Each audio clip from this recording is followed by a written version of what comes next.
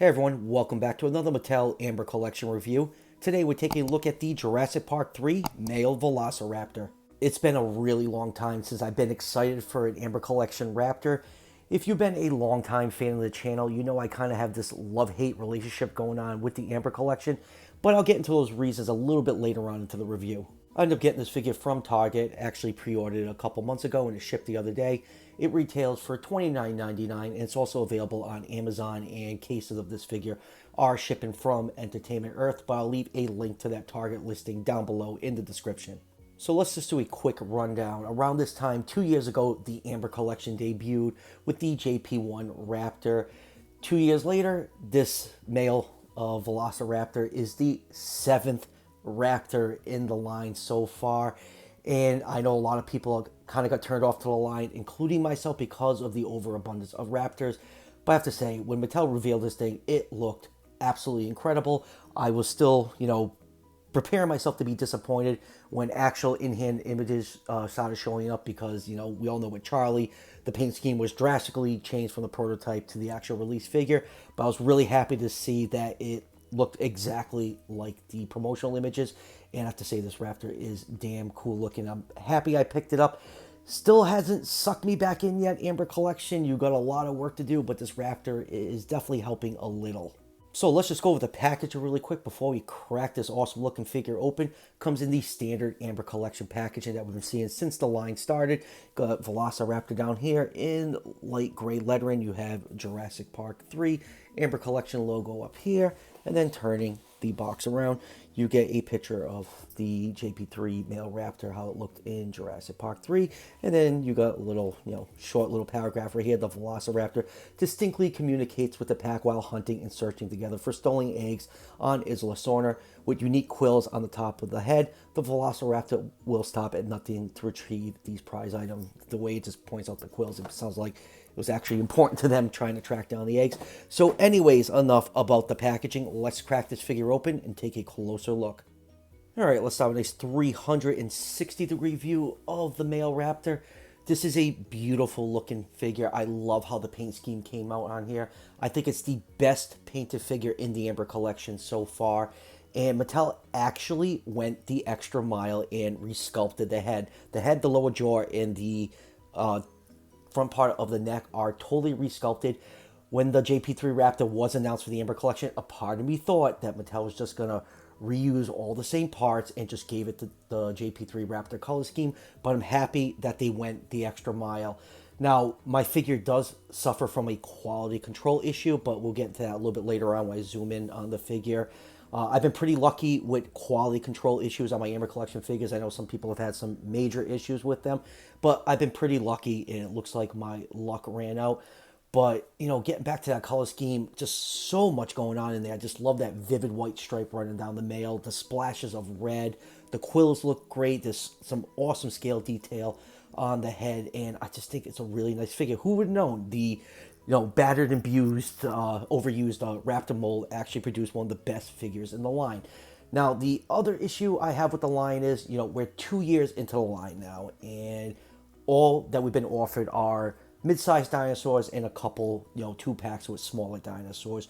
When are we going to get larger species? Are there plans for larger species? We don't know. We're, over 2 years into the line, and I feel like the line does not have a clear direction. And if this is going to keep doing mid-sized figure, it's going to get stale really, really fast. It's actually getting a little bit stale for me, and I was really turned off when I found the John Hammond figure. I hated that really dirty wash that they put on it. It looked terrible. Everyone was online. It's like, oh yeah, you could just wash it off with acetone. And you know what? I shouldn't have to. John's supposed to be white and clean, not just like filthy and dirty. And then I saw in-hand pictures of Grant, and Grant looked terrible, so I canceled Grant. I canceled Muldoon because he didn't come with the gun, and I canceled the Baby Rex with the Jay Leno compies because that set just looked absolutely terrible. And plus, there's the Beast of the Mesozoic Tyrannosaur Kickstarter going on, and I'd rather divert my funds to something that's going to look awesome and that I'm really going to enjoy instead of just picking up figures for the sake of picking them up. So I passed on all those, and I have really no plans to picking them up. But like I said, this Raptor does give me a little bit of hope that the Amber Collection will improve. Like I said, it's been a roller coaster ride with me. There's been some great releases like the Dilophosaurus and the Pteranodon, and then we have the 8 million raptors in between. The humans, for the most part, have been pretty good, but like I said, just Grant and what they did with him, and just kind of turned me off to the collection for a little while. But yeah, this raptor is definitely helping suck me back in just a tiny bit. Now let's just do a couple quick measurements. This figure is just about 12 inches long from the tip of the snout to the tip of the tail, and just over 5 inches tall. Those quills on the head make the figure a little bit taller than the other Amber Collection Raptors. So the Sauna Raptors average between 9 and 13 feet long. So I'll put the figure somewhere in the 1/9 to the 1/12 scale range. And since the Amber Collection is meant to be 1/12 scale, this figure fits perfectly in it. And you do get one accessory with this Raptor. You get the clear display stand. We all know when the Amber Collection first came out, the stands were yellow, and when you put them on the Raptors, it looked like the Raptors were taking a giant piss. But now, I don't know if it's just because they decided to change the color later on, or they heard a lot of people making fun of the yellow bases. They're now all clear with the figures, and I think it looks a lot better. They don't stand out as much when you have the figures displayed on them. But obviously, you can see this Raptor stands perfectly fine without the stand. All right, let's zoom in and take a look at some of the finer details on this figure, starting with this amazing head sculpt. I loved how the head turned out on this Raptor. Who knew that a redone head sculpt would totally change my opinion of the Amber Collection Raptor? I think it just turned out absolutely fantastic. You got the high, rich crest on the top of the skull that the JP3 Raptors are known for. You got the quills on the top right here. They are tipped in a little bit of white paint. The eyes painted a bright orange with a black and yellow pupil. You can see the nostril sculpt in here. You got a little bit of blue paint speckled around the inorbital fenestra and on the orbit. Then you got that nice white stripe that goes all the way down to about the midpoint of the tail. You have a lot of beautiful scale detail all over the head, even on the lower jaw. Like I said, the head, the lower jaw, and this neck part right here are totally resculpted, and they definitely have a lot more scale detail sculpted into it. And then opening the mouth up, you can see the teeth are nicely sculpted and painted. There's different gums on this. The gums are actually smaller on the other Raptor figures that have come out. And then turn the figure over to the side right here. This is where the quality control issue I have on my figure. You can see the lip right here is really sagging on mine, and when I close it, it just, I don't know.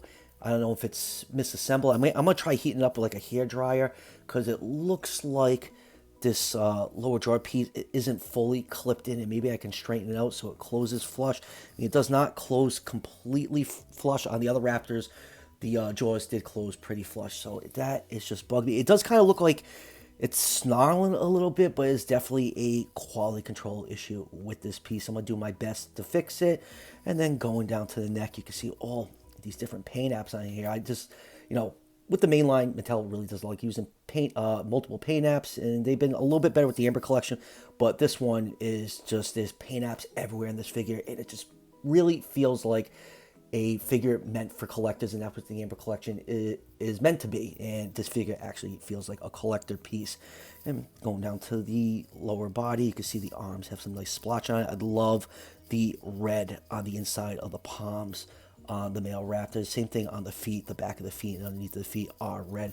I always felt like the Raptors were the best part about Jurassic Park 3. They were so distinctive, and they stood out so much, and I just love the look of them.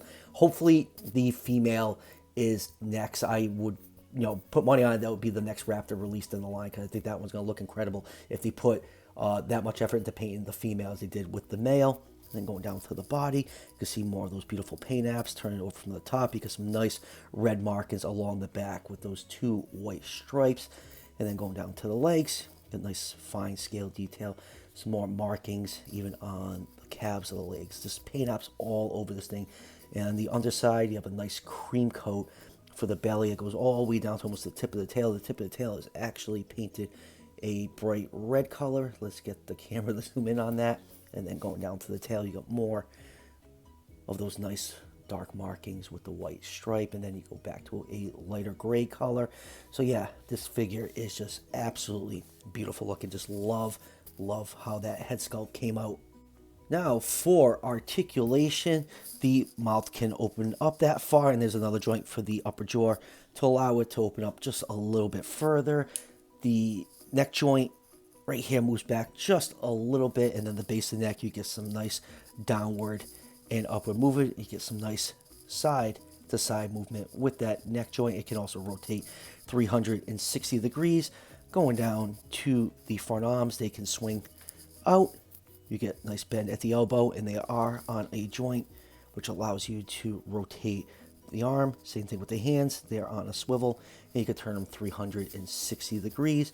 Going down to the hind legs, they can move forwards about that far before they start to hit the body, but they can move back pretty far. Actually, yeah, that's about the furthest they can move back. And then going down to the knees, you get some nice bend at the knee. Same thing, you can rotate that joint to help with stability.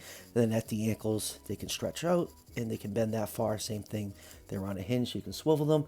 And then getting down to the feet, they can move up, they can move back, and they can rock back and forth just a little bit. And the toe claw is also articulated. You can raise it and lower it. And then going down to the tail can move side to side, and the tail is bendy, but like I always say, I am not a fan of the rubber that Mattel uses on these figures. It feels very brittle. This one actually feels slightly firmer and less spongy than like on the Lost World and the JP1 Raptor, so maybe they changed it just a little bit. But there is a wire in here, and you'll just depending on how it's molded, the wire can be really close to the surface, and when you're bending it, it could poke through. So definitely use your fingers to feel where that wire is before you start posing that tail. So yeah, the articulation on these Raptors is always really great. You can get them in some really fun positions. Moving on with comparison, here it is, one of the human figures from the Amber collection. Here it is with Ray Arnold. And here it is with one of the Raptors from the Mattel mainline. And next up, here it is with some other Amber collection Raptors. Here it is with the JP1 Raptor. This was the first dinosaur released in the Amber collection. And here it is with the Lost World Velociraptor that just really does not want to stand. I have to prop him up against the log. So we are almost done with the Raptors from the original trilogy. All we need is the female from JP3, and we can complete our Raptor cast of the originals. I have to say, with these three Raptors in this group shot, the male Raptor feels like it's from a different line. It just, has better paint apps, better detail, well, just ahead anyways. It just feels like a different figure, so Mattel definitely did a great job with it. And next up, here it is with the Amber collection, Dilophosaurus. Ever since I reviewed this figure, I've always said the Dilophosaurus is the best figure Mattel has ever produced in both lines, the Amber collection and the main line. That still holds true, but this JP3 Raptor is definitely a close second. And man, does the Dilophosaurus need a re-release. A lot of people are looking for that figure, and it is going for crazy prices on eBay. And here it is with the Rebor unofficial JP3 male Raptor. The one complaint I had about this figure was it was missing the quills. But for the time, really no one was, giving any attention to the JP3 Raptors, and Rebor did the male and the female. And both those figures turned out fantastic. They are really, really hard to find. They only did like one run of them. But, having these two figures next to each other, I think they cost roughly the same price. This is just like a high quality statue with just some jaw articulation. I think the paint scheme on the Mattel one actually came out better, so that is a big compliment.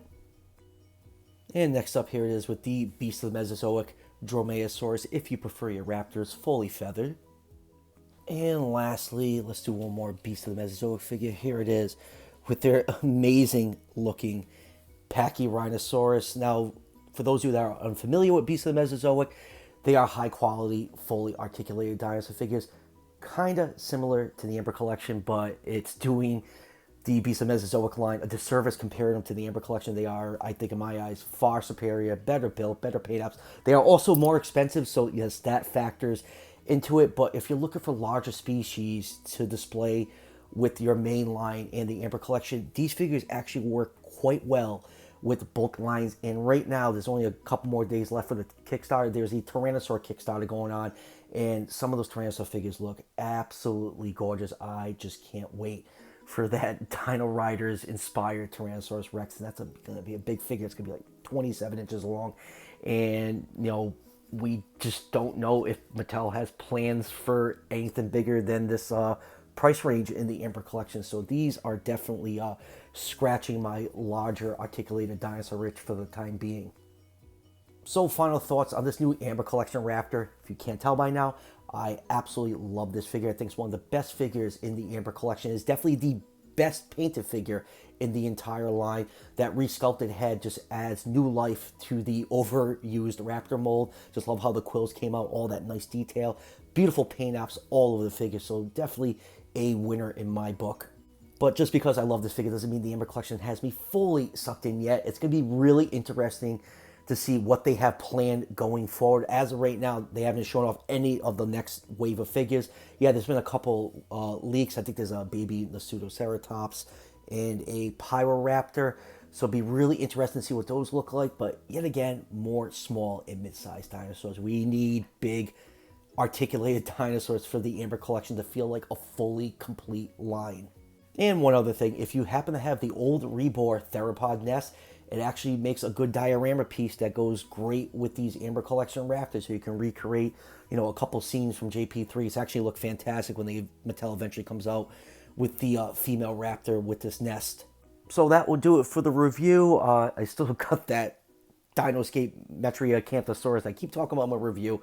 Still haven't got to it yet, but I'll eventually get to that. I got the Namu Bullrex. That should be coming in relatively soon. And I've said it a few times, but I know they've been busy with the Kickstarter. I should have some production samples of a couple of the Wave 3 Ceratopsians I should be reviewing probably in a week or two. So be on the lookout for those reviews. And as always, if you're enjoying the content on this channel, show your support by hitting that subscription button just below the video. Each subscription helps out the channel tremendously and is greatly appreciated. And I'll see you guys for the next one.